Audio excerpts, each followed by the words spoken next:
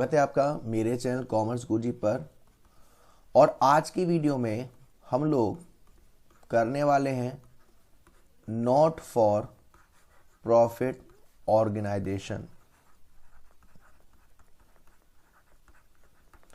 इस वीडियो को स्टार्ट करने से पहले मैं बताना चाहूँगा आपको एक छोटी सी चीज़ कि जो बच्चे लाइव क्लासेस लेना चाहते हैं मेरे टॉपर्स बैच या जो सीरीज़ जो चल रही है वो ले सकते हैं। व्हाट्सएप नंबर मेरा अबाउट सेक्शन में है 9690105047। वहाँ आपको वन टाइम फीस में वो आपको लाइव क्लासेस तीनों सब्जेक्ट के अकाउंट्स इको बिजनेस की मिल रही। अब इस वीडियो को स्टार्ट करते हैं और इस वीडियो को स्टार्ट करने से पहले मैं आपको एक बात बता दूं कि इस वीडियो को देखने के बाद मैं गारंटी देता हूं कि ये जो एनपीओ का बवाल रहता है ना हमारे माइंड में कि ये एनपीओ है क्या दिक्कतें आती हैं एनपीओ में, क्या परेशानियां आती हैं एनपीओ में, इस पूरी वीडियो को देखने के बाद आपके माइंड में एक भी डाउट नहीं रहेगा, क्योंकि मैं इतने प्यार से इस चैप्टर को आज कवर करने वाला हूं और अपना बेस्ट से बेस्ट दूंगा। गारंटी है यूट्यूब पर इससे अच्छी आपको बेस्ट एक्सप्लेनेशन वीडियो नहीं मिलेगी। प्लीज एक छोटी सी रिक्वेस्ट कि वीडियो में कमेंट जरूर कर देना, शेयर कर देना, लाइक कर देना। और पहली बार अगर हमारे चैनल से जुड़ रहे हो, चैनल को सब्सक्राइब नहीं किया है तो प्लीज सब्सक्राइब कर दीजिएगा। चलिए शुरू करते हैं। Not for profit organisation. देखिए, जो भी हमारी एंटरप्राइजेस होती हैं, एंटरप्राइजेस यानी कि हमारे बिजनेसेस, वो कुछ ना कुछ मोटिव पर चलती हैं, वो कुछ ना कुछ मोटिव पर चलती हैं। और उनका मोटिव क्या होता है सर? प्रॉफिट कमाना। भाई हम बिजनेस क्यों स्टार्ट करेंगे? प्रॉफिट कमाने के लिए, पैसा कमाने के लिए। और जो हमारे एनपीओ होती हैं, एनपीओ यानी कि नॉट फॉर प्रॉफिट ऑर्गेनाइजेशन, उसका भी ऑब्जेक्टिव प्रॉफिट कमाना होता है? नहीं सर। इसीलिए इनके नाम में दे रखा है नॉट फॉर प्रॉफिट। वो ऑर्गेनाइजेशन जो प्रॉफिट कमाने के लिए नहीं बनी है।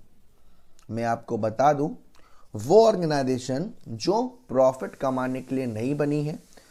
इस चैप्टर से रिलेटेड आपके इंपॉर्टेंट क्वेश्चंस और इसके चैप्टर की पीडीएफ मैं डिस्क्रिप्शन में लिंक अटैच कर दूंगा, वहां ले लीजिएगा। तो मतलब क्या है सर?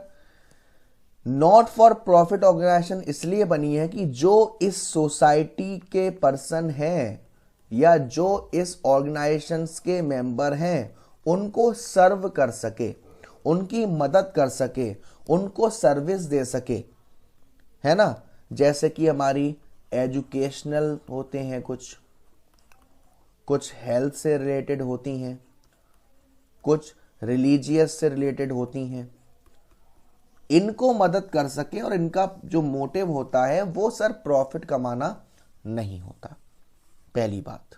तो ये कौन कौन सी एनपीओ हो सकते हैं सर? जो हमारे स्कूल्स हैं, कॉलेजेस हैं, हॉस्पिटल्स हैं, पब्लिक हॉस्पिटल्स, सोसाइटीज वगैरह हैं, promotion of sports, art and culture, ये सारे हमारे एनपीओ का पार्ट हैं।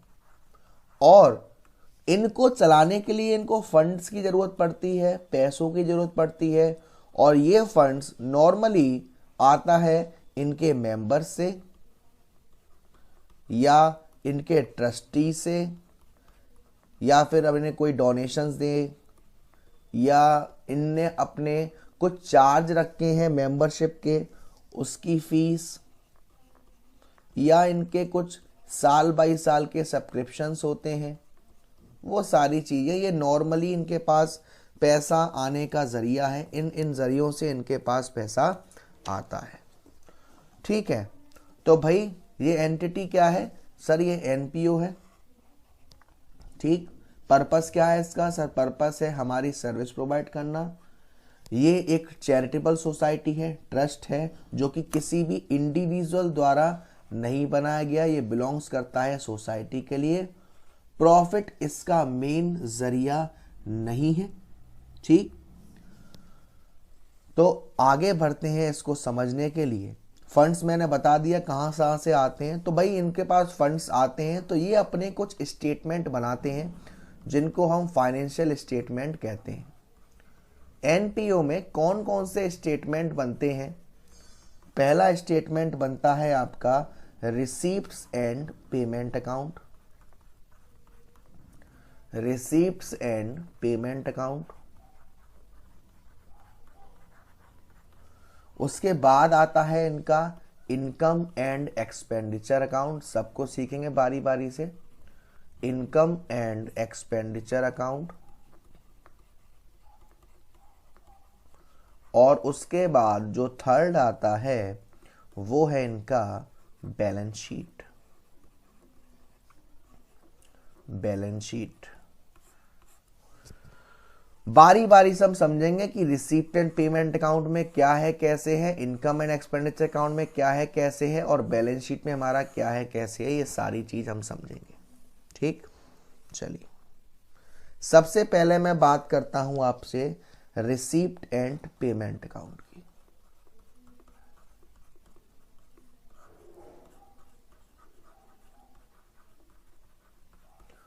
Receipt and payments account just like करता है हमारी कैश बुक की तरह। क्या आपको याद है जब हम क्लास 11th में कैश बुक को बना रहे थे?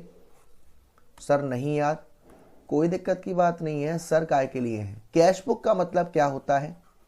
कैश बुक एक हमारी ऐसी बुक होती है जो सिर्फ कैश से ही रिलेटेड ट्रांजैक्शंस को रिकॉर्ड करती है। यानी कि अगर इसमें पैसा आया होगा या गया होगा तभी रिकॉर्ड किया जाएगा, वरना नहीं किया जाएगा। तो जिस तरीके से मैं आपको बता दूं जैसे हमारा कैश बुक का फॉर्मेट होता है, सेम उसी तरीके से रिसीप्ट्स एंड पेमेंट अकाउंट का फॉर्मेट होता है, क्योंकि कैश बुक एक रियल अकाउंट है। तो इसमें क्या होता था, रियल का रूल क्या होता था, debit what comes in, credit what goes out. ऐसे ही रिसीप्ट एंड पेमेंट अकाउंट में क्या होगा, डीआर में क्या आएगा सर, सारी रिसीप्ट्स, सारी रिसीप्ट्स यहां अमाउंट, और सीआर साइड में क्या आएगा, सारे पेमेंट्स। जैसे ही आपका ये रिसीप्ट एंड पेमेंट अकाउंट शुरू होता है, शुरुआत में कुछ ना कुछ पैसा हमारे पास होता ही है जिसको हम यहां डालते हैं to balance BD, opening balance.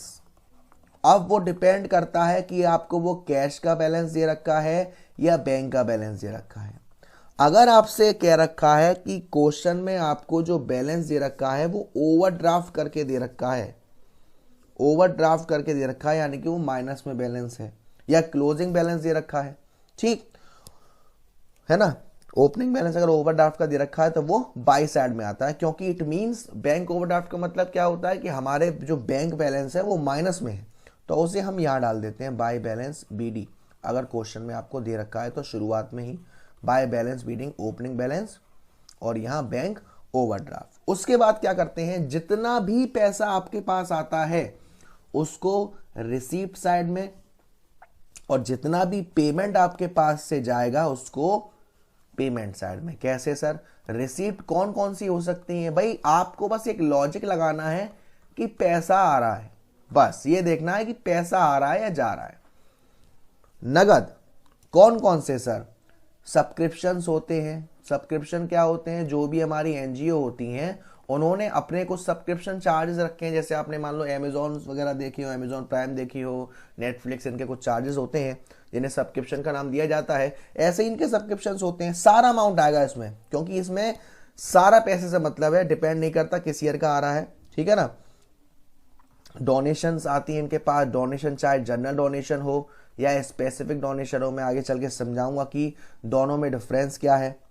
Admission fees, grant, sale of newspaper, sale of old use sports material, interest on investment, dividend, rent receipt, miscellaneous receipt, life membership fees, सारी जितना भी पैसा आ रहा है इनके पास वो सारी रिसीप्ट में, और जितना भी जा रहा है salary, rent, postage expenses, honorarium, audit fees, municipal tax, ये सारी चीजें पेमेंट में आती हैं।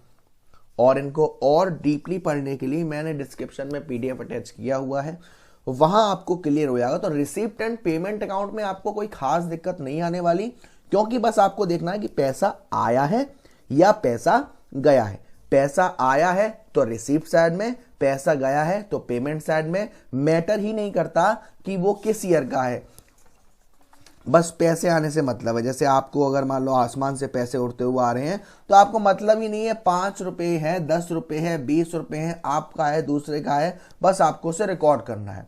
रिकॉर्ड करने के बाद आप देखते हो कि डेबिट साइड ज्यादा है रिसिप्ट साइड या क्रेडिट साइड ज्यादा है। अगर क्रेडिट साइड ज्यादा है तो यहां डाल देते हैं टू बैलेंस CD ओवरड्राफ्ट करके, और अगर डीआर साइड ज्यादा है तो यहां डाल देते हैं by balance CD cash in hand और कैश एट बैंक, जो भी है। ये तो आपका सिंपल सा रिसिप्ट एंड अकाउंट बन जाता है। ठीक है, तो अब इसमें बात क्या रहती है, आपसे किए जाते हैं कि भाई ये जो आपका रिसिप्ट एंड पेमेंट है उसका नेचर क्या है। ये एसेट्स अकाउंट के नेचर का होता है, कैश रिसीट और कैश पेमेंट। बेसिस क्या रहता है, ये कैश बेसिस रहता है। आपको मालूम है हमारे पास अकाउंटिंग करने के 2-3 बेसिस होते हैं। कैश बेसिस होता है, एक एक्रूअल बेसिस होता है। कैश बेसिस में क्या होता है, पैसा जब आएगा, चाहे कभी भी हो, चाहे पिछले साल का हो, चाहे इस साल का हो, चाहे आने वाली साल का हो, पैसा अगर आया है तो उसे रिकॉर्ड किया जाएगा। कैपिटल एंड रेवेन्यू, ये भी मैं आपको समझाऊंगा। हमारे जो एक्सपेंसेस होते हैं वो यहाँ कैपिटल एक्सपेंसेस और रेवेन्यू एक्सपेंसेस, और जो इनकम होती है वो कैपिटल रिसिप्ट और रेवेन्यू रिसिप्ट होती है, क्योंकि इसमें तो सब आती है, चाहे वो कैपिटल रिसिप्ट हो, रेवेन्यू रिसिप्ट हो, कैपिटल एक्सपेंसेस हो या रेवेन्यू एक्सपेंसेस।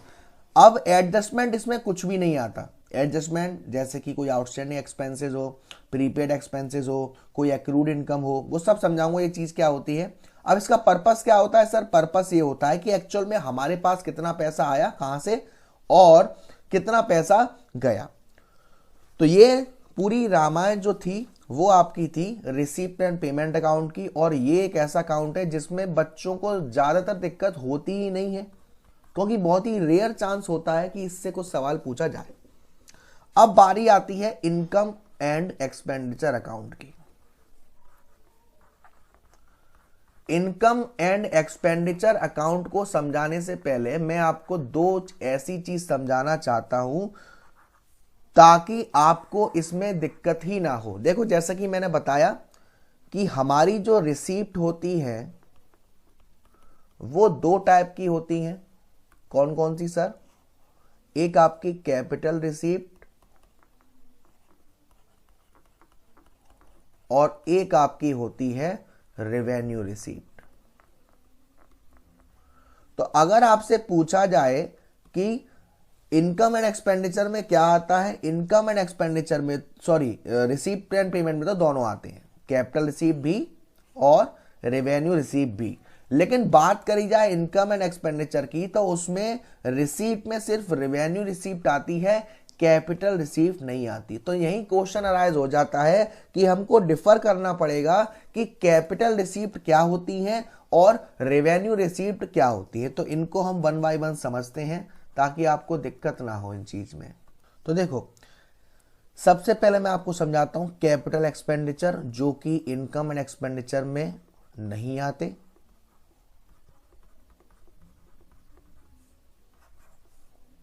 तो कहां आते हैं सर, ये बैलेंस शीट में शो होते हैं। देखिए, कैपिटल एक्सपेंडिचर क्या होते हैं, वो कोई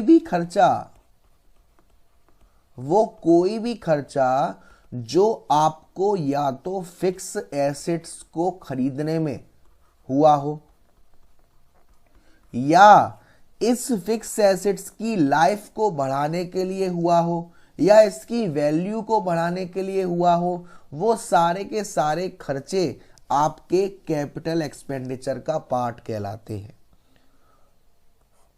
for example, purchase of land and building, plant and machinery, furniture, ये सारे के सारे इन पर जो खर्चा होता है ये कैपिटल एक्सपेंडिचर है। और एक और चीज, जब भी हम कभी कैपिटल एक्सपेंडिचर करते हैं इनका जो बेनिफिट होता है वो हमें लंबे समय तक होता है, यानी कि 1 साल से ज्यादा, 2 साल, 3 साल। आपने कोई फर्नीचर खरीदा, क्या आप ये उम्मीद करते हो, या कोई प्लांट एंड मशीनरी खरीदी, क्या यह उम्मीद करोगे कि 1 साल बाद दोबारा से खरीदनी पड़ेगी? नहीं, उसका बेनिफिट आपको लंबे समय तक मिलेगा, है ना। जैसे आपने लैंड एंड बिल्डिंग खरीदी, प्लांट खरीदा, मोटर्स व्हीकल खरीदे, ये सारी की सारी एसेट्स क्या है, नंबर ऑफ ईयर्स तक यूज करी जाएंगी। इनका जो बेनिफिट है वो नंबर ऑफ ईयर्स तक करा जाएगा, है ना। भाई सेकेंड मशीन खरीदी, है ना, एक्सपेंडिचर हुआ हमारा किस पर, फिक्स एसेट्स की अर्निंग कैपेसिटी को इंप्रूव करने के लिए, फिक्स एसेट्स की जो अर्निंग कैपेसिटी थी उसको बढ़ाने के लिए। फॉर एग्जांपल, आपके सिनेमा हॉल में 10 सीट थी, आपने 20 सीट कर दी, तो आपसे इससे क्या होगा, आपकी जो अर्निंग कैपेसिटी है वो बढ़ जाएगी। ये हमारा कैपिटल एक्सपेंडिचर कहलाता है और इसको हम कैपिटल एक्सपेंडिचर कहते हैं, है ना। एक्सपेंडिचर, हमने बिजनेस को स्टार्ट करने में कोई खर्चा किया, है ना। ये सारे के सारे हमारे कौन से खर्चे होते हैं, ये सारे के सारे सर हमारे कैपिटल एक्सपेंडिचर होते हैं। और कैपिटल एक्सपेंडिचर को इनकम एंड एक्सपेंडिचर में शो नहीं किया जाता। क्लियर हो गया होगा, ठीक है। नेक्स्ट पॉइंट, दूसरा होता है हमारा रेवेन्यू एक्सपेंडिचर। मैं एक बात और बता दूं, जो भी हमारे कैपिटल एक्सपेंडिचर होते हैं वो जो हमारी बिजनेस की एक्टिविटी होती है डेली की, उनका पार्ट नहीं होते। वो मैं आगे कोई क्वेश्चंस लूंगा तो उसमें समझाऊंगा। अब बात करते हैं रेवेन्यू एक्सपेंडिचर की। रेवेन्यू एक्सपेंडिचर वो खर्चा होता है जिसका जो बेनिफिट है, जो आपने खर्चा किया है उसका बेनिफिट इसी करंट ईयर में ही खत्म हो जाएगा, आपको दोबारा करना पड़ेगा। वो सारे के सारे हमारे कौन से होते हैं, रेवेन्यू एक्सपेंडिचर होते हैं। और इन रेवेन्यू एक्सपेंडिचर से आपकी अपनी कोई अर्निंग कैपेसिटी इंक्रीज नहीं होती, बस ये आपका हेल्प करते हैं कि जो आपकी एग्जिस्टिंग कैपेसिटी है, जो आपको अभी में प्रॉफिट हो रहा है उतना होता रहे। For example, manufacturing expenses, office expenses, selling expenses, repair and maintenance of fix assets, white washing of building, goods and purchase resale करे हो आपने, डेप लगा फिक्स एसेट्स पर, रेंट दिया आपने, सैलरी दी, आपको लॉस हो गया फिक्स एसेट्स को बेचकर, आपको प्रॉफिट हो गया फिक्स एसेट्स को बेचकर, ये सारे के सारे हमारे किस नेचर के हैं सर, ये सारे के सारे हमारे रेवेन्यू एक्सपेंडिचर हैं। एक बार फिर से दोबारा समझेंगे। और जो रेवेन्यू एक्सपेंडिचर होते हैं वो इनकम एंड एक्सपेंडिचर का पार्ट रहते हैं, ये इनकम एंड एक्सपेंडिचर में आते हैं। जैसे कि एक्सपेंडिचर है तो ये डेबिट साइड में आते हैं, जितने भी रेवेन्यू एक्सपेंडिचर होते हैं। दोबारा समझेंगे सर, कैपिटल एक्सपेंडिचर क्या होता है, वो सारे एक्सपेंडिचर जिनको खर्च करने के बाद आपकी जो अर्निंग कैपेसिटी है वो बढ़ जाएगी, प्लस इनका जो बेनिफिट है वो आपको 1 साल से ज्यादा होगा, 1 साल 2 साल 3 साल से ज्यादा होगा, वो आपके कैपिटल एक्सपेंडिचर होते हैं। और इन खर्चों का आपके जो डेली बिजनेस के खर्चे होते हैं, डेली बिजनेस की एक्टिविटी होती है, उनसे कोई लेना देना नहीं होता। और वहीं बात करूं मैं रेवेन्यू एक्सपेंडिचर की, रेवेन्यू एक्सपेंडिचर वो एक्सपेंडिचर होते हैं जिन खर्चों का बेनिफिट आपको 1 साल के अंदर ही खत्म हो जाएगा, और इन खर्चों को करने से आपकी कोई अर्निंग कैपेसिटी नहीं बढ़ेगी। बस जो अभी में पैसा आ रहा है, जो अभी प्रॉफिट हो रहा है, उसको मेंटेन करने के लिए, उसको बनाए रखने के लिए होता है रेवेन्यू एक्सपेंडिचर। तो इसलिए जो कैपिटल एक्सपेंडिचर होता है वो नॉन रिकरिंग नेचर का होता है, यानी कि हाल फिलहाल नहीं आएगा दोबारा। लेकिन जो रेवेन्यू एक्सपेंडिचर होता है वो रिकरिंग नेचर का होता है। तो capital expenditure income and expenditure में नहीं आता, और revenue expenditure income and expenditure में डेबिट साइड में जाता है। ठीक, अब बात आती है हमारी कैपिटल रिसीप्ट्स की और रेवेन्यू रिसीप्ट की। जिस तरीके से कैपिटल एक्सपेंडिचर नहीं जाता, उसी तरीके रिसीप्ट को देखते हैं। देखो बेटा, कैपिटल रिसीप्ट क्या होता है सर, पहली बात, capital receipt income and expenditure में नहीं जाएगा। उसके बाद ये कैपिटल रिसीप्ट सर है क्या, कैपिटल रिसीप्ट आपकी वो सारी रिसीप्ट होती हैं जो कि नॉन रिकरिंग नेचर की हैं।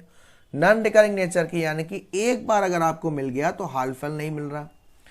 इन रिसीप्ट से आपकी लायबिलिटी इंक्रीज होती है और आपकी एसेट्स की वैल्यू डिक्रीज होती है।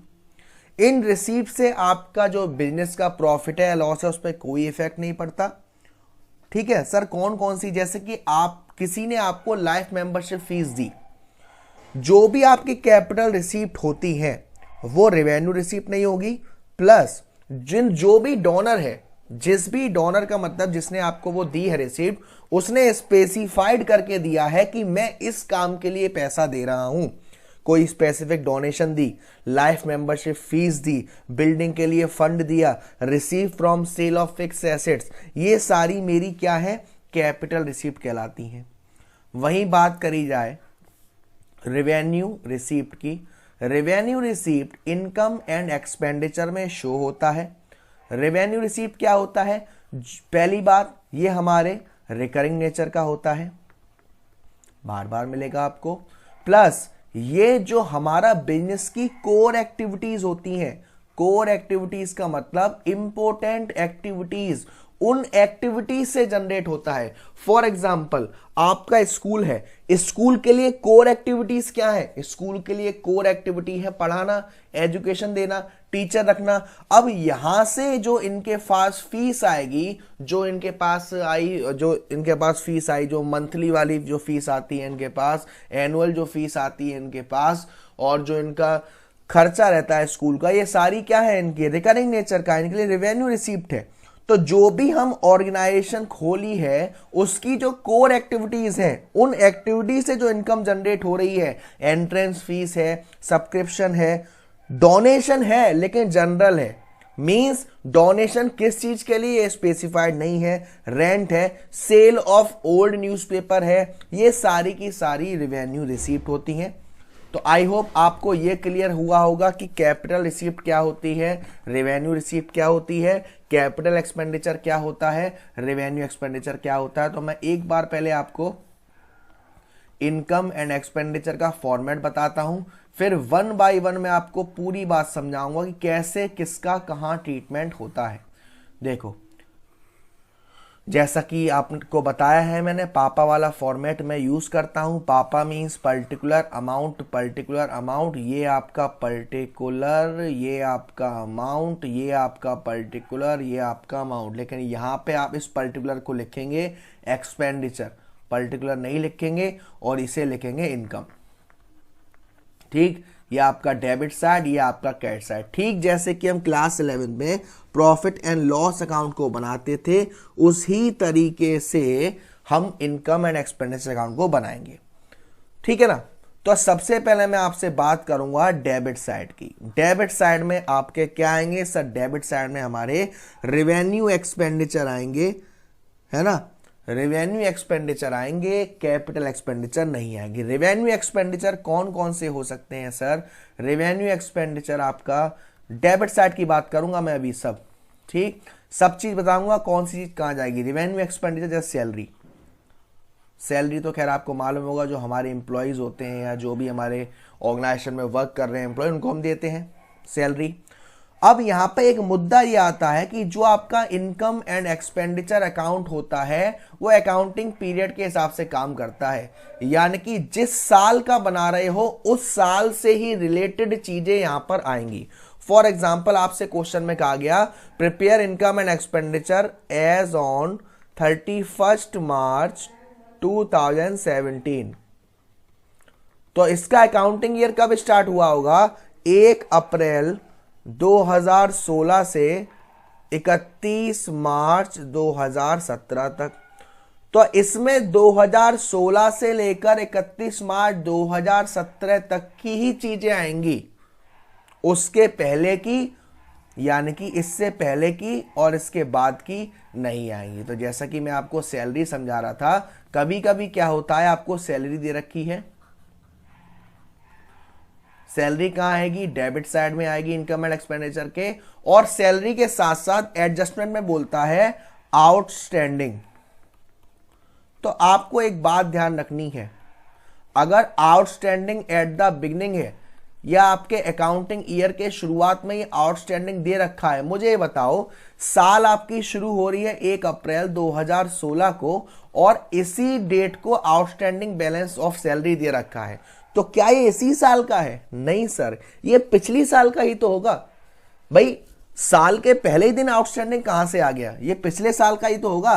तो हम जो आपकी सैलरी होगी उस सैलरी में से ये आउटस्टैंडिंग एट द बिगनिंग को लेस कर देते हैं। और वही अगर आपसे क्वेश्चन में कह रहा है कि आउटस्टैंडिंग एट द एंड, यानी कि साल के लास्ट में आउटस्टैंडिंग है, बकाया है, तो वो इसी साल का ही तो है आउटस्टैंडिंग एट द एंड, और जो अमाउंट आता है उसको हम बाहर शो कर देते हैं। ऐसे ही कभी कभी क्या होता है, प्रीपेड हो जाता है। प्रीपेड का मतलब पैसा पहले से ही दे दिया, पिछली साल का पैसा इसी साल में दे दिया, तो वो हमें निकालना पड़ता है। प्रीपेड मोस्टली इंश्योरेंस के केस में आपको दे रखा होगा, प्रीपेड मोस्टली आपको रेंट के केस में दे रखा होगा।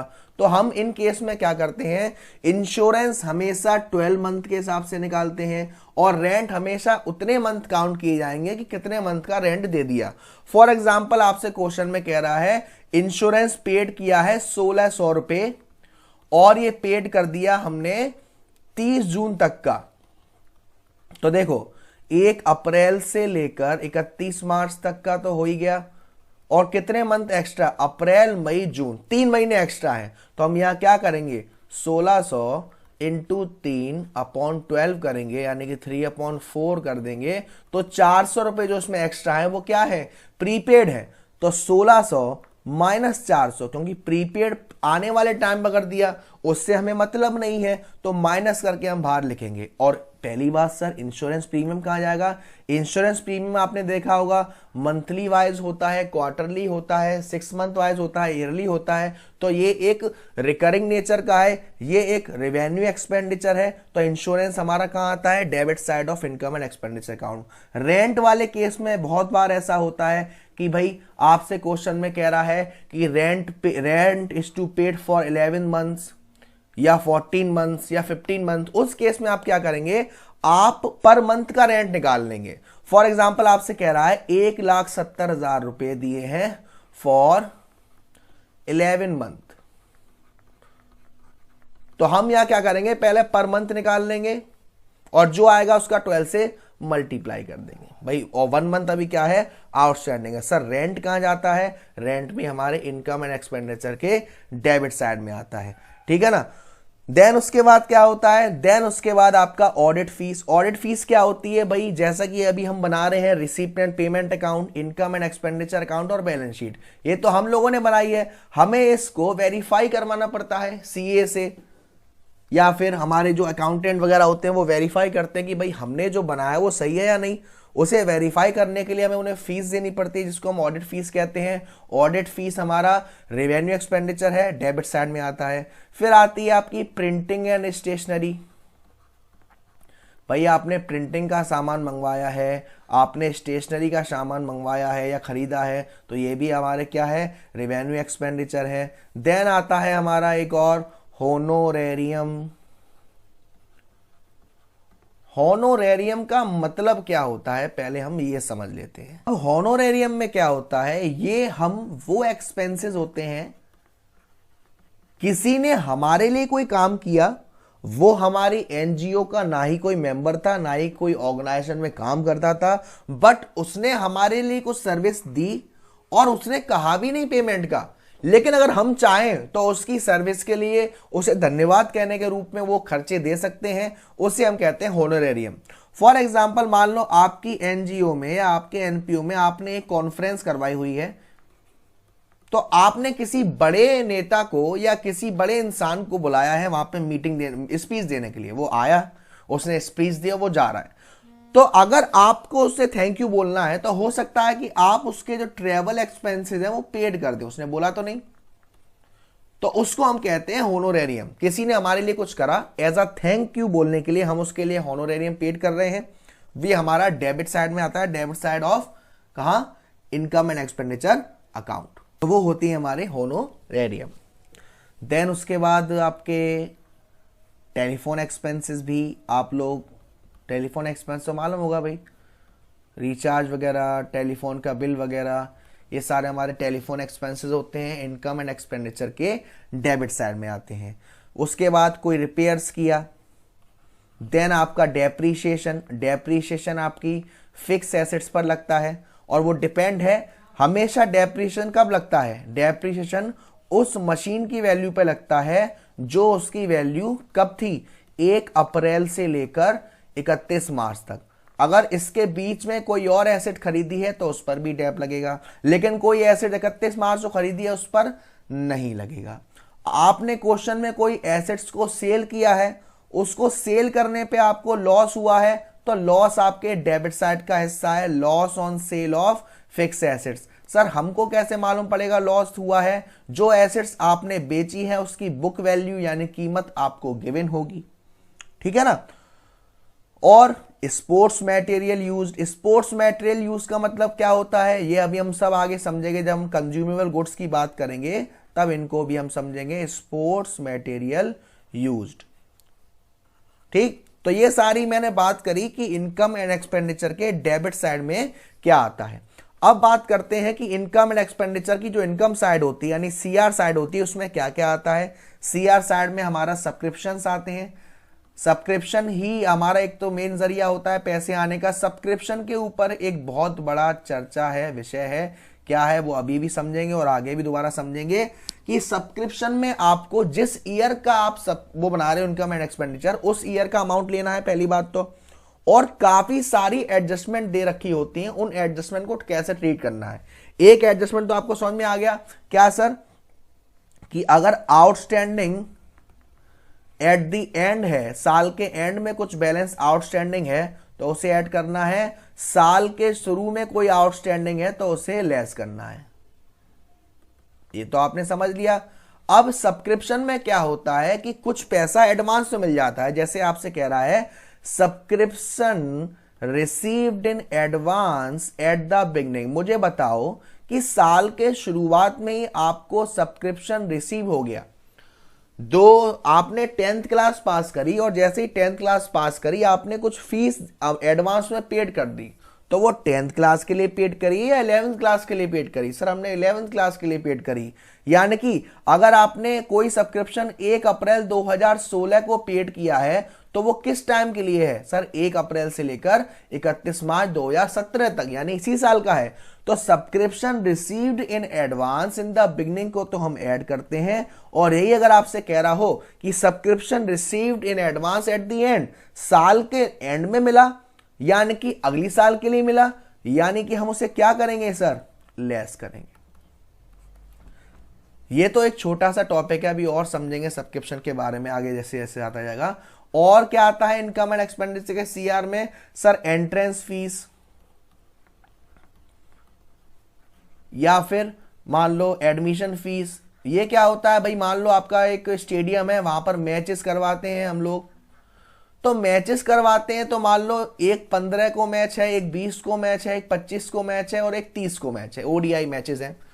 तो मुझे बताओ अगर किसी पर्सन ने 15 तारीख को मैच देखने आना है तो वो तब देगा दोबारा एंट्रेंस फीस, तो क्या वो 20 को नहीं देगा? 20 को भी देगा, 25 को भी देगा, 30 को भी देगा। यानी कि ये क्या है सर? ये रेवेन्यू रिसीप्ट है।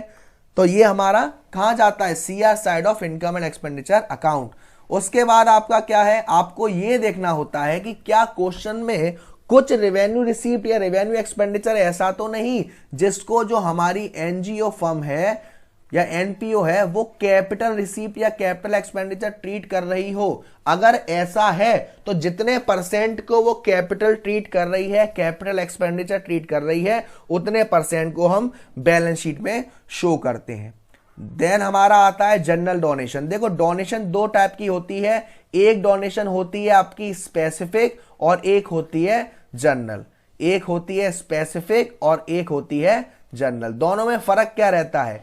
स्पेसिफिक डोनेशन वो डोनेशन होती है जिन डोनेशन के नाम में आपको मालूम रहता है कि ये डोनेशन किस पर्पस से मिली है।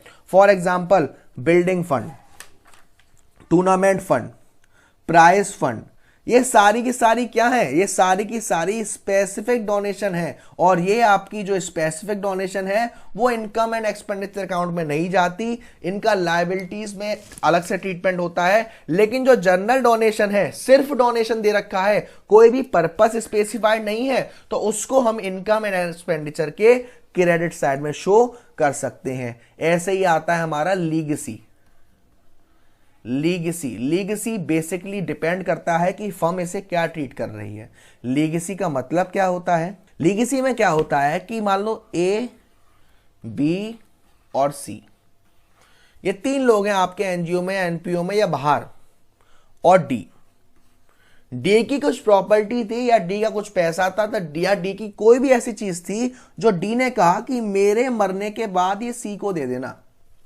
तो जो सी के लिए ये क्या है? सी के लिए ये एक तरीके से लीगेसी है, यानी कि किसी पर्सन के मर जाने के बाद उसके द्वारा कोई एक डील बनाई गई थी, विल बनाई गई थी कि भाई मेरी ये चीज इस पर्सन को मिल जाए, वो चीज उस पर्सन के लिए क्या है? लीगेसी कहलाती है।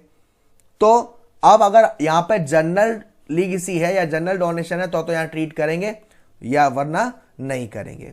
उसके बाद आता है sale of old newspaper, CR में आएगा। रेंट रिसीट हुआ है, सीआर में आएगा। फिक्स एसेट्स को सेल करने के बाद आपको प्रॉफिट हुआ है तो सीआर में आएगा। देन हम क्या करते हैं? हम देखते हैं कि हमारा इनकम एंड एक्सपेंडिचर का डेबिट साइड ज्यादा है या क्रेडिट साइड ज्यादा है। अगर क्रेडिट साइड ज्यादा है तो डेबिट साइड में उसको बैलेंस करके लिखते हैं सरप्लस,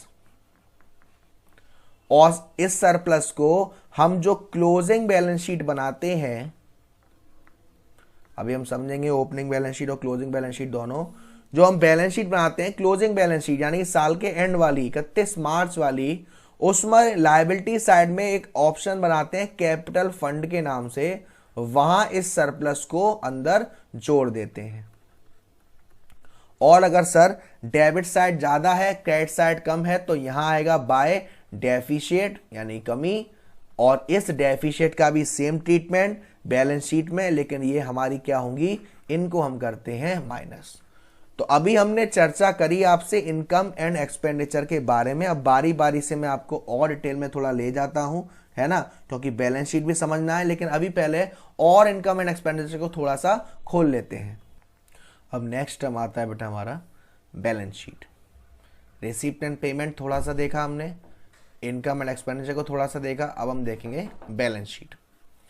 बैलेंस शीट इसकी सेम उसी तरीके से बनती है जैसे नॉर्मली बिजनेस की बैलेंस शीट बनती है। और इस बैलेंस शीट में क्या क्या होता है? इस बैलेंस शीट में अगर हमारा इनकम एंड एक्सपेंडिचर में सरप्लस आता है या डेफिशिएट आता है तो वो हम कैपिटल फंड में शो करते हैं। कैपिटल फंड को हम लोग जनरल फंड भी कह सकते हैं और कॉर्पस फंड भी कह सकते हैं।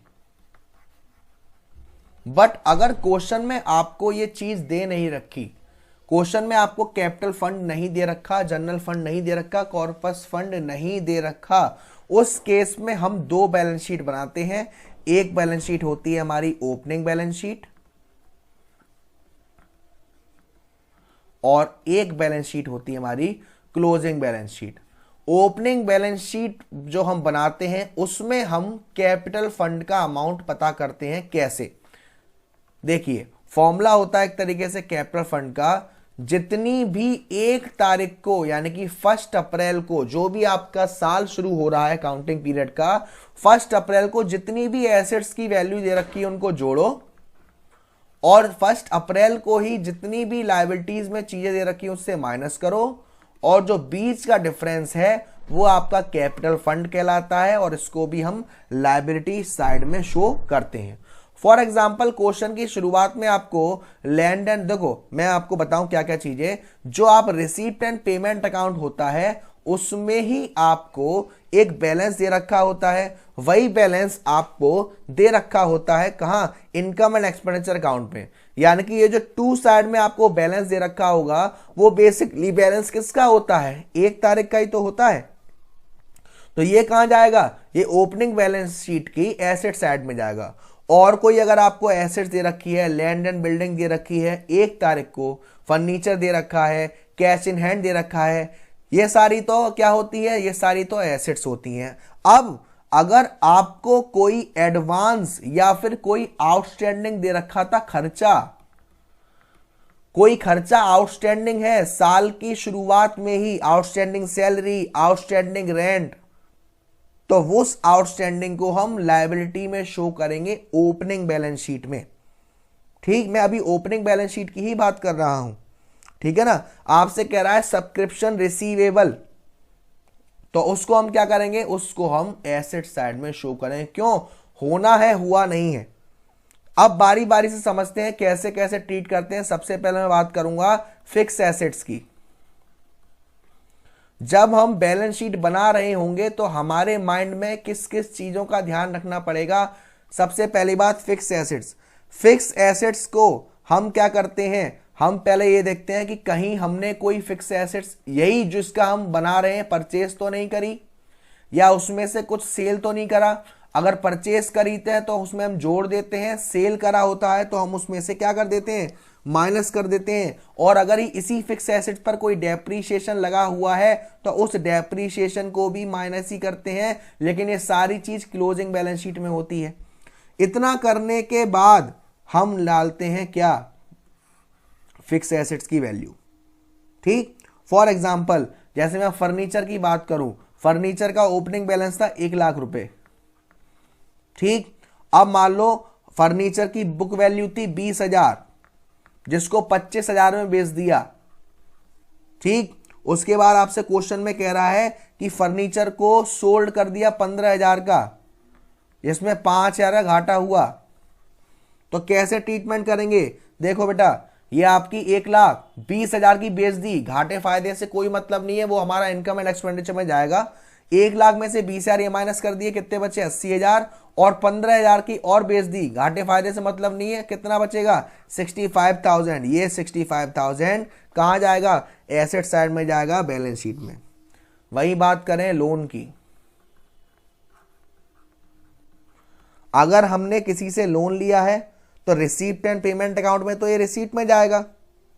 और अगर हमने इसी लोन का कुछ पेमेंट किया है, रीपेमेंट किया है, तो ये पेमेंट साइड में जाएगा। और क्योंकि लोन हमारे लिए क्या है, लोन हमारी एक लायबिलिटी है, तो इस लायबिलिटी में क्या होगा, जो हमने लोन लिया है और अगर उसका कुछ पेमेंट कर चुके हैं तो वो माइनस करके ट्रीट होगा। उसके बाद तीसरा होता है, आपने देखा होगा, लोन एंड एडवांसेस। अगर हमने किसी को एडवांस दिया है तो उस पर हमने अपनी क्या चढ़ा दी, लायबिलिटी चढ़ा दी, एसेट्स बन गई एक तरीके से हमारी। तो ये हमारा क्या होगा, जो हमने एडवांस दिया है, लोन एडवांसेस, वो रिसीप्ट एंड पेमेंट में तो पेमेंट साइड में आएगा। और इसी में से कुछ पैसा आ गया रिकवरी ऑफ लोन, तो रिसीप्ट साइड में आएगा। और ये अमाउंट कहां शो होगा, जितना हमने एडवांस एंड लोन दिया था, जितना हमारे पास लोन का अमाउंट रिकवर हो गया, माइनस करने के बाद बैलेंस शीट में कहां जाएगा, सर ये एसेट साइड का हिस्सा बन जाएगा। फिर वही बात करें हम इन्वेस्टमेंट की। हम जब भी इन्वेस्टमेंट करते हैं तो रिसीप्ट एंड पेमेंट में पेमेंट साइड में जाता है। इन्वेस्टमेंट से कुछ मिलता है तो रिसीप्ट साइड में आता है, कोई इंटरेस्ट मिलती है तो रिसीप्ट साइड में आती है। तो उसको ट्रीट करने के बाद ही हम इन्वेस्टमेंट की वैल्यू डालते हैं। सेल कर दिया, कोई इंटरेस्ट मिली, ठीक है ना। उसके बाद कुछ एक्सपेंसेस जो एडजस्ट किए जाते हैं, ध्यान से समझना, adjustment related to expenses and income. ये बहुत जरूरी है, बच्चे इसमें बहुत कंफ्यूज होते हैं।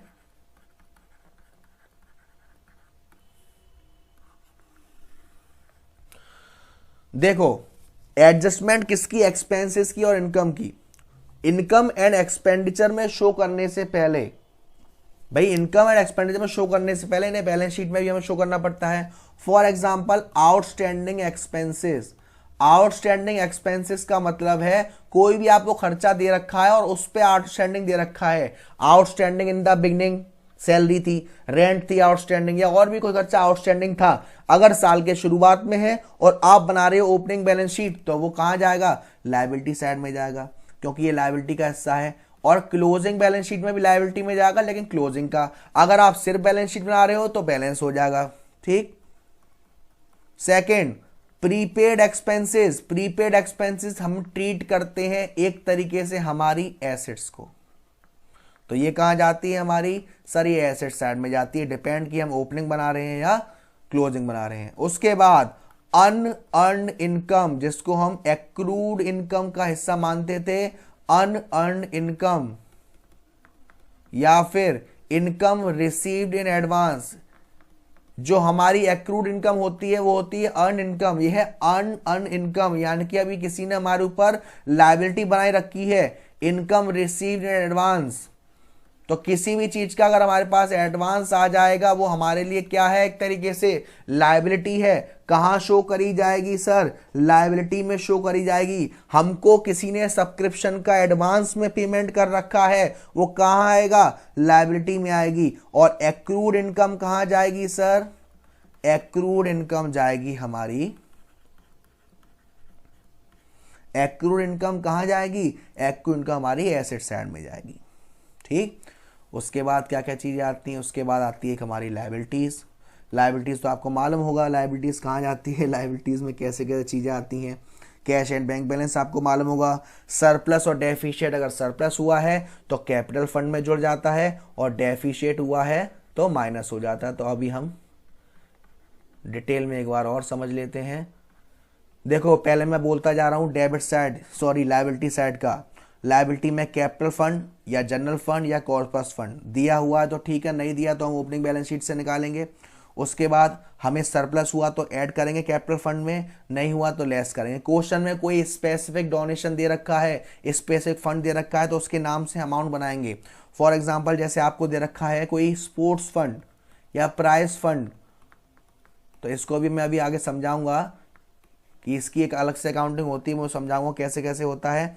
ठीक है ना, वो सारी चीज आएगी। सारी करंट लायबिलिटी, अगर हम क्लोजिंग बैलेंस शीट बना रहे हैं तो क्लोजिंग बैलेंस, और ओपनिंग बैलेंस शीट बना रहे हैं तो opening balance. Subscription, receive, advance, electricity, rent, ये सारी चीज। वही मैं बात करूं एसेट साइड की, तो एसेट साइड में क्या आएगा, फिक्स एसेट्स आएंगी सारी। फिक्स एसेट्स का जो ओपनिंग बैलेंस था उनको परचेस किया जोड़ दो, सेल किया माइनस कर दो, डेप्रिसिएशन घटा दो, उसके बाद वैल्यू आएगी। Current assets, subscription in arrear, accrued interest, investment, prepaid expenses, ये सारी चीजें एसेट साइड में आती हैं। यहां पर आपकी बैलेंस शीट बन जाती है। तो अब हम समझेंगे कुछ एक्स्ट्रा ऑर्डिनरी चीजें जो आपके लिए जानना बहुत जरूरी है। सबसे पहली बात, fund based accounting. Fund based accounting का मतलब क्या होता है, कुछ फंड जिसका मीन क्या होता है, अमाउंट हमें पैसा मिला है, किसको मिला है, एनपीओ को मिला है, किसी स्पेसिफिक पर्पस के लिए। हमें टूर्नामेंट करवाना है, टूर्नामेंट के लिए फंड मिला है, बिल्डिंग बनवानी है, बिल्डिंग के लिए फंड बनवाना है, तो इसको हम क्या करते हैं, इसको हम बैलेंस शीट में शो करते हैं। डोनेशन रिसीव हुई है स्पेसिफिक पर्पस के लिए, तो इनके लिए हम एक सेपरेट फंड अकाउंट बनाते हैं जो कि लायबिलिटी में शो होता है। लेकिन आपको बस एक चीज का बहुत अच्छे से ध्यान देना है, जब हम इन अकाउंट को बनाते हैं, फॉर एग्जाम्पल आपने इन अकाउंट को बनाया, इसमें हमें बस एक चीज ध्यान रखनी है कि आप इनका अकाउंट बना रहे हो, और अगर इनका अकाउंट बनाते में अमाउंट माइनस में चला गया तो उस बैलेंस को हम लोग इनकम एंड एक्सपेंडिचर के डेबिट साइड में डालते हैं। कैसे, मतलब मैं समझा नहीं सर। देखिए सबसे पहले तो हम बनाते कैसे हैं, अगर कोई आपको स्पेसिफिक चीजें दे रखी हैं तो मान लो लायबिलिटीज में ट्रीटमेंट करेंगे और स्पेसिफिक को मान लेते हैं प्राइस फंड, तो प्राइस फंड को हम डालेंगे पहले अंदर, यहां प्राइस फंड हमने यहां लिख लिया, प्राइस फंड का अमाउंट। अगर क्वेश्चन में आपको प्राइस फंड इन्वेस्टमेंट दे रखा है तो वो हमारी एसेट्स है, वो भी हमारी एसेट साइड में ही जाएगी, प्राइस फंड इन्वेस्टमेंट। इस इन्वेस्टमेंट पे कोई इंटरेस्ट हुई है तो वो भी जाएगी, लेकिन आपको देखना है कि कहीं उतना इंटरेस्ट मिला है या नहीं मिला जितना मिलना था। एक्रूड तो नहीं है, एक्रूड होगा तो इंटरेस्ट एक्रूड इधर आ जाएगा। अब देखो प्राइस फंड में हम क्या करते हैं, प्राइस फंड में अगर इस फंड से रिलेटेड जितनी भी डोनेशन है वो सब इसमें जोड़ देंगे, और इस फंड से ही रिलेटेड कोई खर्चा है, जैसे कि हमने प्राइज अवार्ड दिए, खर्चा हुआ, ठीक। इंटरेस्ट जो हमने यहां डिपॉजिट कर रखा था उसमें इंटरेस्ट मिली, जोड़ देंगे। और ये सब करने के बाद अगर हमारा आंसर प्लस में आ रहा है तो कोई दिक्कत की बात नहीं, कोई दिक्कत की बात नहीं। लेकिन अगर आंसर माइनस में चला गया, फॉर एग्जाम्पल ओपनिंग बैलेंस था 10,000, डोनेशन था 5,000, 15,000, और ये भी 5,000 था 20,000, और ये प्राइज अवॉर्डेड हो गया 25,000, यानी कि कितना खर्चा एक्स्ट्रा हो गया, 5,000 माइनस में चला गया। ये 5,000 इनकम एंड एक्सपेंडिचर के डेबिट साइड में शो होगा। अगर आप लोगों ने अपना सीबीएसई का ये एक जो सैंपल पेपर था उसे देखा हो, आपने वो देखा होगा, उनमें भी वैसा ही शो किया है, बिल्कुल सेम टू सेम। उसके बाद अगर आपने कोई फंड किसी स्पेसिफिक एसेट्स को क्रिएट करने के लिए बनाया है, जैसे कि मैं बात करूं बिल्डिंग फंड, तो ऐसे में हम क्या करते हैं, ऐसे में हम अलग से, फॉर एग्जाम्पल जैसे आपने ये लायबिलिटी में एक तो कैपिटल फंड होता ही है, ठीक, क्वेश्चन में है आपका बिल्डिंग फंड, तो एक तो आपका कैपिटल फंड होता ही है, कुछ बैलेंस उसका होगा, और क्वेश्चन में आपको दिया होगा कि फॉर एग्जांपल कि जो आपकी बिल्डिंग है उसका ओपनिंग बैलेंस है 10 लाख रुपए, ठीक, और बिल्डिंग को बनने में 6 लाख रुपए खर्च हो चुके हैं, तो यानी कि सबसे पहले हम यहां एसेट साइड में डाल दें, कितने की एसेट बन चुकी है हमारी, बिल्डिंग इन प्रोग्रेस 6 लाख रुपए, ठीक, और इस 6 लाख को कैपिटल फंड में शो कर दिया, एड ट्रांसफर्ड बिल्डिंग फंड, कितना, 6 लाख रुपए, मतलब कि जो हमारे पास फंड आया था 10 लाख रुपए का, उसमें से 6 लाख रुपए तो हम डाल चुके, खर्च हो चुका। अब यहां क्या शो करेंगे, बिल्डिंग फंड सर 10 लाख का था और कितना खर्च हो चुका, 6 लाख खर्च हो चुका, 4 लाख कहां बचा हुआ है, तो इसे हम ऐसे शो करते हैं। उसके बाद और जैसा कि मैंने बताया जनरल फंड और कैपिटल फंड होता है ना, वो हमारे अनरिस्ट्रिक्टेड फंड होते हैं, यानी कि वो रिस्ट्रिक्टेड नहीं है, हम अपने पर्पस के लिए उसे यूज कर सकते हैं। कैपिटल फंड और जनरल फंड बेसिकली हमारे ये है क्या सर, ये वो फंड है, वो कंट्रीब्यूशन है जो अलग अलग पार्टीज ने दिए हैं एनपीओ के एक्सपेंशन के लिए, बढ़ाने के लिए, और हो सकता है आगे चल के वो पैसा और भी दें, ठीक है ना। कुछ फंड होते हैं जो हमारे रिस्ट्रिक्टेड फंड होते हैं, जो मैंने अभी आपको बताया, मान लो गवर्नमेंट ग्रांट, गवर्नमेंट ग्रांट का मतलब है गवर्नमेंट ने किसी स्पेसिफिक पर्पस से हमें चीज दी, है ना। फॉर एग्जांपल हमने कोई प्रोग्राम करवाना है, मान लो पोलियो इरेडिक्शन प्रोग्राम, तो गवर्नमेंट ने हमें जो इसके लिए ग्रांट दिया है वो सिर्फ इसी पर्पस के लिए होगा। ये हमारा रिस्ट्रिक्टेड फंड है, कोई लोन फंड, कोई एन्युटी फंड, कोई fix asset fund, prize fund, tournament fund, endowment fund, ये सारे फंड मैंने बता चुका आपको कि इसका ट्रीटमेंट कैसे किया जाता है। एसेट साइड में क्या आता है, जितने भी फंड होते हैं वो लायबिलिटीज में, उनमें जो खर्चा हुआ उसमें से माइनस, उनसे जो इनकम हुई वो उसमें प्लस, और अगर वो खर्चा ही माइनस में चला गया तो इनकम एंड एक्सपेंडिचर के वो डेबिट साइड में शो होगा।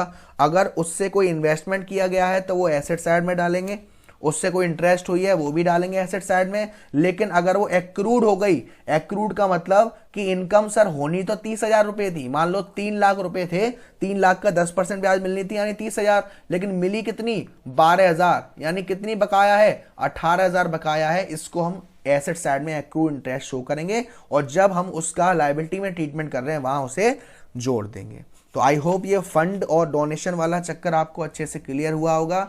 उसके बाद कुछ और स्पेशल रिसीप्ट होती हैं, जैसा कि मैंने बताया एंट्रेंस फीस,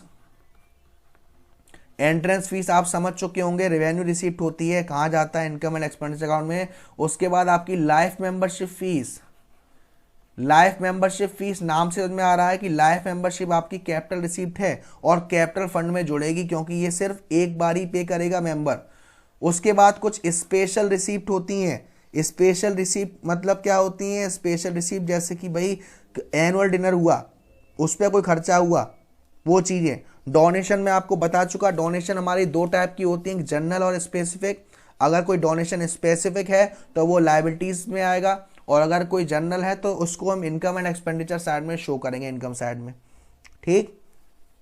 चलिए, उसके बाद हमारा लीगेसी आता है। लीगेसी मैंने आपको बताया था, लेकिन लीगेसी भी 2 टाइप का है, एक जनरल लीगेसी और एक स्पेसिफिक लीगेसी। यानी कि जिस पर्सन की डेथ होने के बाद जो पैसा आपको मिला है, अगर उसने स्पेसिफाइड किया था कि वो पैसा इस पर्पस के लिए यूज होना है, तो वो कहाँ जाएगा, बैलेंस शीट में जाएगा। और अगर उसने स्पेसिफाइड नहीं करा है, जनरल लीगेसी है, तो वो इनकम एंड एक्सपेंडिचर के क्रेडिट साइड जाएगा। यहाँ तक क्लियर है, कोई दिक्कत की बात नहीं। आई होप सबको अच्छे से क्लियर होगा। अब मैं कुछ एक्स्ट्रा ऑर्डिनरी केस आपको थोड़ा सा समझाता हूँ जिससे आपको क्लियर हो। सबसे पहले मैं कुछ 1-2 बेसिक क्वेश्चंस लेता हूँ सब्सक्रिप्शन के। इस क्वेश्चन को समझाने से पहले मैं आप सभी से एक छोटी सी रिक्वेस्ट करूंगा कि इस क्वेश्चन को नोट कर लें, वीडियो को पॉज करके इसे नोट कर लें अच्छे से, फिर समझें, ठीक है। तो देखो, क्वेश्चन को समझते हैं। क्वेश्चन में आपसे कह रहा है कि आपको जो इनकम एंड एक्सपेंडिचर अकाउंट में जो अमाउंट शो करना है वो शो करना है 31 मार्च 2020 का। तो पहली बात, सब्सक्रिप्शन इनकम एंड एक्सपेंडिचर में कहां जाता है, सीआर साइड जाता है। और 31 मार्च 2020 यानी कि 1 अप्रैल से 2019 से 31 मार्च 2020। क्वेश्चन में आपको 19-20 का सब्सक्रिप्शन दे रखा था 1 लाख, तो हमने ये लिख लिया। अब जो इन क्वेश्चन में समझने वाली बात होती है वो ये होती है कि आपको एक आउटस्टैंडिंग दे रखा है 18,000, यानी कि ऊपर आपको रिसीप्ट एंड पेमेंट मिला होगा, वहां आपको 2018 से 19 का आउटस्टैंडिंग दे रखा है कितना, 18,000। और नीचे वही क्वेश्चन में कह रहा है कि जो 31 मार्च 2020 का आउटस्टैंडिंग है वो कितना है, 30,000। और वही क्वेश्चन में आपको कह रखा है कि जो 31 मार्च 2019 का आउटस्टैंडिंग है वो है 20,000। इसका मतलब क्या हुआ कि सर 31 मार्च 2019 का आउटस्टैंडिंग था वो 20,000 था, ऊपर शो हो रहा है 18,000। ये 2,000 का आउटस्टैंडिंग कहां गया होगा, ये 2,000 का आउटस्टैंडिंग जो नेक्स्ट ईयर का आउटस्टैंडिंग है उसमें ऐड हो गया होगा। यानी कि इस 30,000 में से 2,000 माइनस करेंगे तो 28,000 आएगा। ये आएगा रियल आउटस्टैंडिंग कब का, साल के एंड का। तो क्योंकि ये साल के एंड का आउटस्टैंडिंग है, क्या कर देंगे, इसे ऐड कर देंगे। वही हम समझते हैं सब्सक्रिप्शन रिसीव्ड इन एडवांस। साल के शुरुआत में सब्सक्रिप्शन रिसीव हुई यानी किसी साल के लिए हुई तो उसको ऐड कर देंगे। तो बेसिकली ये आपका खूब अच्छे से हो गया। एक अब मैं आपको बता दूं कि सर अगर बैलेंस शीट बनाते तो क्या करते, बैलेंस शीट बनाते तो जो आपको सब्सक्रिप्शन रिसीव्ड एट एडवांस है उसको हम कहां शो करते, लायबिलिटी साइड में शो करते। ठीक, लायबिलिटी साइड में जाता, कितना जाता सर, 20-21 का जाता, जो कि बैलेंस शीट में दे रखा था 25,000। और वही बात करूं मैं आउटस्टैंडिंग की तो 2,000 वो था और 28,000, 2 आउटस्टैंडिंग जाते आपके एसेट साइड में। ठीक है ना। तो चलो एक क्वेश्चन और मैं आपको ले लेता हूं, अगर आपको समझ में आ रहा होगा अच्छे से, इसलिए है ना। चलिए एक क्वेश्चन मैं आपके साथ और ले लेता हूं। देखो बस आपसे रिक्वेस्ट है, क्वेश्चन नोट कर लेना, सब्सक्रिप्शन का ही है। 2019 31 मार्च 20,000 सब्सक्रिप्शन, 2020 31 मार्च सब्सक्रिप्शन 3 लाख, और 2021 31 मार्च 30,000। अब क्वेश्चन में कह रहा है 31 मार्च 2019 को जो सब्सक्रिप्शन रिसीवेबल था वो था 35,000, out of 5,000 was not receivable. यानी कि 35,000 रिसीवेबल था जिसमें 5,000 नहीं आना। ठीक, और सब्सक्रिप्शन रिसीव इन एडवांस है 31 मार्च 2020 को 20,000, और सब्सक्रिप्शन 31 मार्च 2020 को आउटस्टैंडिंग है, आउटस्टैंडिंग ये एडवांस है, ये आउटस्टैंडिंग है कितना, 60,000। प्लीज वीडियो को पॉज करके क्वेश्चन को पूरा नोट कर लें। क्वेश्चन में कह रहा है आपको बताना है 31 मार्च 2020 का सब्सक्रिप्शन का अमाउंट। तो प्लीज वीडियो को रोक के क्वेश्चन नोट कर लेना। अब मैं आपको समझाता हूं। सबसे पहले हम लोग क्या बनाएंगे सर, हमें चाहिए 31 मार्च 2020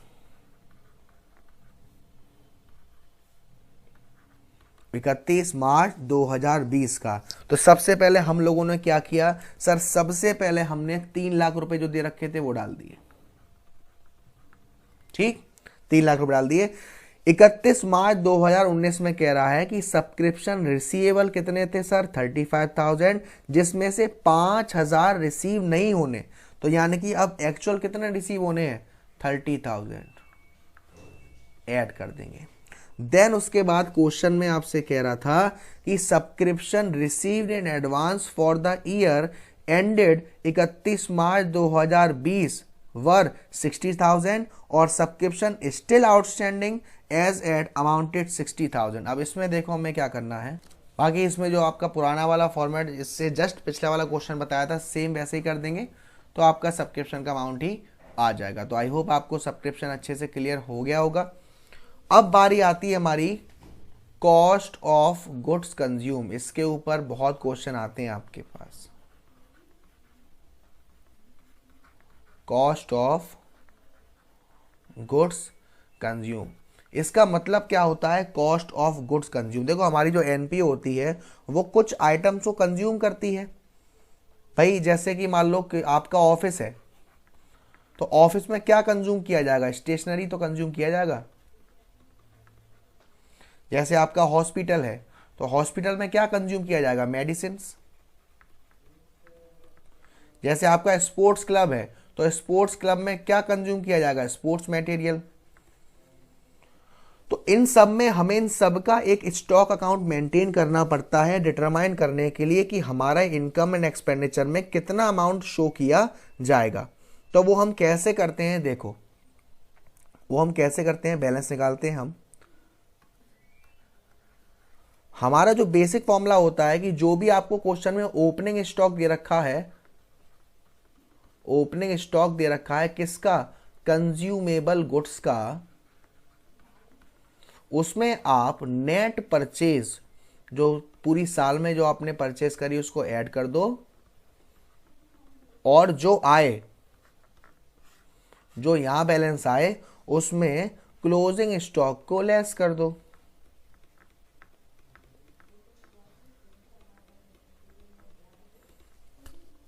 क्लोजिंग स्टॉक को लेस कर दो, ऐसा तो हो जाता है। लेकिन अब एक चीज आती है हमारे पास कि सर नेट परचेज में दिक्कत क्या आती है।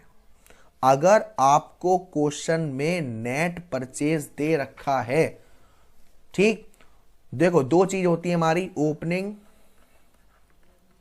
क्रेडिटर्स, ओपनिंग, पहली बात ये ओपनिंग स्टॉक कहां जाएगा, ओपनिंग स्टॉक अगर हम ओपनिंग बैलेंस शीट बनाएंगे वहां जाएगा, और क्लोजिंग स्टॉक कहां जाएंगे, क्लोजिंग बैलेंस शीट बनाएंगे वो आएगा। कभी कभार क्या होता है, amount of credit purchase is not given in the question. कभी कभी क्या होता है कि आपने क्रेडिट परचेज कितना किया उसका अमाउंट नहीं दे रखा, उस केस में जो क्रेडिटर होते हैं कंज्यूमर गुड्स के वो ऑल्सो डिटरमाइन करने पड़ते हैं। किस तरीके से सर, मान लो क्वेश्चन में आपसे कह रहा है पेमेंट मेड फॉर स्टेशनरी। अगर आपसे बोल रहा है पेमेंट मेड फॉर स्टेशनरी, इस केस में हम क्या करेंगे, इस केस में हमको निकालना पड़ता है नेट परचेस, क्योंकि आपको दे रखा है पेमेंट मेड, ये नहीं दे रखा कि क्रेडिट परचेस कितना हुआ। तो नेट परचेस कैसे निकलता है, क्वेश्चन में जो आपको क्लोजिंग क्रेडिटर्स दे रखे होंगे, क्लोजिंग क्रेडिटर्स, उनको हम क्या कर देते हैं, ऐड कर देते हैं, और जो ओपनिंग क्रेडिटर्स होते हैं उसको हम लेस कर देते हैं, तो हमारा आ जाता है नेट परचेज। अगर किसी क्वेश्चन में आपको नेट परचेज का अमाउंट दे रखा है और क्वेश्चन में ये ओपनिंग बैलेंस ऑफ क्रेडिटर्स और क्लोजिंग बैलेंस ऑफ क्रेडिटर्स भी दे रखा है, उस केस में इस ओपनिंग और क्लोजिंग का आपको कुछ नहीं करना। अगर आपको अमाउंट पेड दे रखा है तो अमाउंट पेड में से हम लोगों को नेट परचेज निकालना पड़ेगा, और नेट परचेज कैसे निकालेंगे वो मैं आपको समझा चुका हूं। ठीक है, क्लियर है ना। तो अब देखो मेरी बात, आपको क्या क्या चीजें और थोड़ी अच्छे से देखनी है।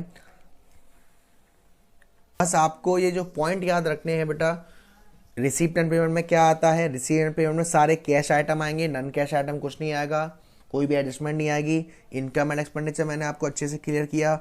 ओपनिंग बैलेंस शीट कब बनानी है, क्यों बनानी है, क्लोजिंग बैलेंस शीट कब बनानी है, क्यों बनानी है, ओपनिंग बैलेंस शीट में क्या आएगा, क्लोजिंग बैलेंस शीट में क्या आएगा, इन सारी चीज को।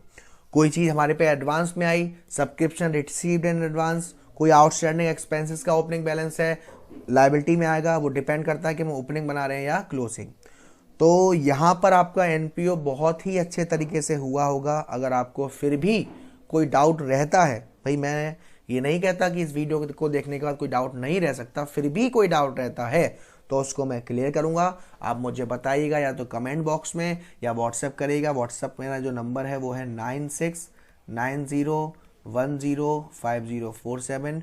वीडियो को ज़्यादा से ज़्यादा लाइक करें, शेयर करें, और अब तक चैनल को सब्सक्राइब नहीं किया है तो प्लीज़ सब्सक्राइब कर दीजिएगा। Thank you so much.